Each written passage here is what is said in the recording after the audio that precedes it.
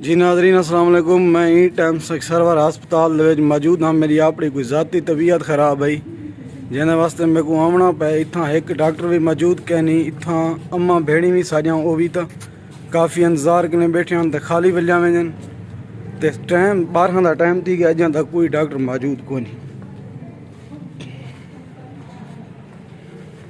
भैया टाइम क्या है?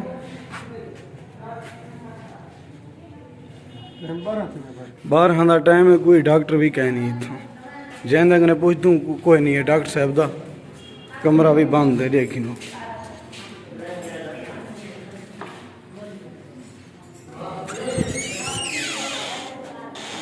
ये देखिनो डॉक्टर साहब भी तक नहीं। मेरी अपनी ज़ाती तबीयत खराब है। मैं बहुत टाइम दे नाल मुश्किलात दे नाल इतना पुजा। कोई डॉक्टर कह नहीं। कोई कने पूछो कोई नहीं। कोई पता कह नहीं। अस्पताल अपग्रेड थिवण दे नाल कुछ नहीं थींदा। अमला होवण दे नाल लाजमी है। तुहाडा एक बंदा भी इतना मौजूद कै नहीं अस्पताल दा अमले दा।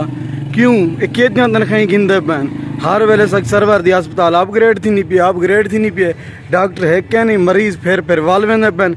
1.5 घंटा थी गया। मैं को आखना 12 का टाइम है। क्या मरीज इतना इंजॉय करन आंदे? एमरजेंसी होंदी है तां आंदे। अमले दा ये हाल है। अंदरों एक बंदा ही कोई नहीं। हनीफ पिताफी साहब तुसा मुशीर सियात ही वे तुसा केदे काम हो। उस्मान बुजदार साहब वजीर आला ही वे। तुहाडा अपना इलाका रुलदा पे। ये सिर्फ इमारतों के उत्ते जोर लाई वेंदे। जदों तक इमारत बन जा रहा सा साडा उतने तक साह ही निकल वैसी।